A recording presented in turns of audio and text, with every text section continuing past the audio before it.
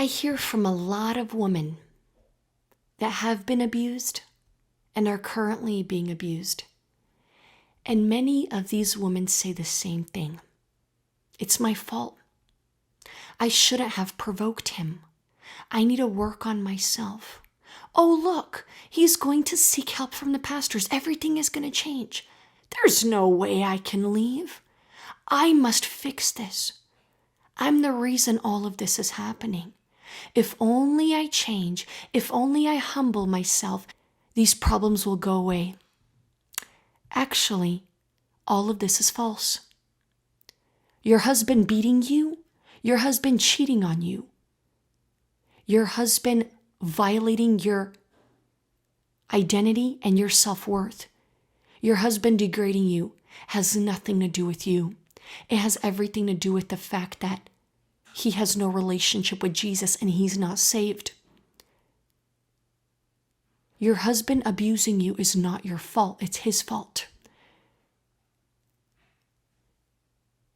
We can no longer make excuses for behavior, but I'm going to tell you one thing.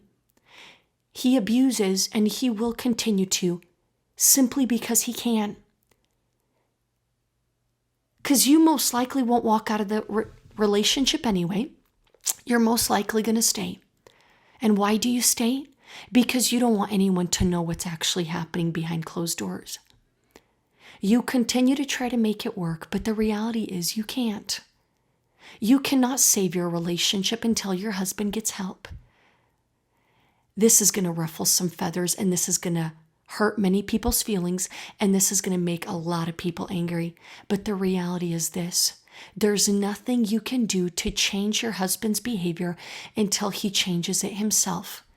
Until he recognizes that he's a sinner in need of a savior, he will not change. Dear woman, if you keep going back, if you never leave, nothing is going to change.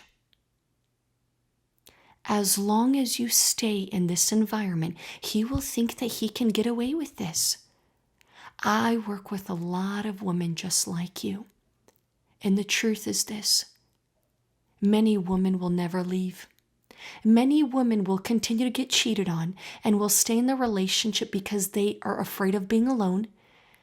Many women will continue to walk around with bruises underneath their long skirts, underneath their long sleeve shirts, because they think that it's still their fault. They think that they still provoke their husbands. Dear woman, you don't have to tolerate this behavior anymore. You can get out and you can get help. Please get out and please get help. The truth is your husband needs to acknowledge that he has a problem first. And after he acknowledges he has a problem, he needs special care. He needs anger management classes. He needs to have an accountability partner. He needs a lot of therapy. He needs a lot of healing before he can come back to having a healthy relationship with you. Until then, he will continue to abuse you. He will continue to cheat on you. And as long as you stay, everything is going to continue the same way. And let me ask you this question. How long are you willing to stay? If nothing changes in the next 5, 10, 15 years, what will your life look like? What will your life look like if your husband keeps abusing you?